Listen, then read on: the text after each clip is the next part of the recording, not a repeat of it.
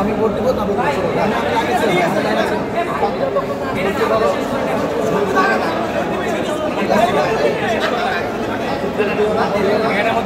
ID card দেখা vote দেওয়া যাবে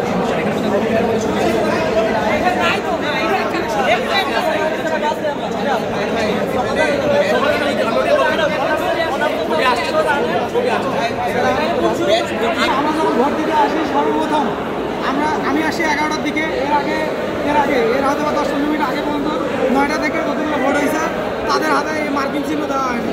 এরপর 11টার দিকে বা 11টার একটু পর থেকে মার্কিং চিহ্ন দেওয়া শুরু হয়েছে।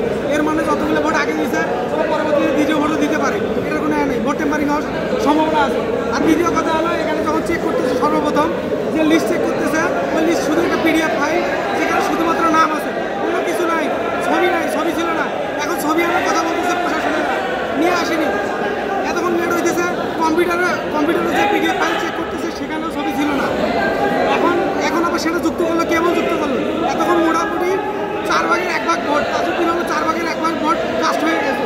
কারণ এর মধ্যে নিয়ে আসছে বাকি ভোট, এর আগে যারা ভোট দিচ্ছে এরা যে পরবর্তীতে টেম্পারিং করবে না এবং এই টেম্পারিংয়ের সাথে যে প্রশাসন যুক্ত না সেটা কেমনে বলবো আমরা। ভোট গ্রহণ স্থগিত কতক্ষণ ধরে?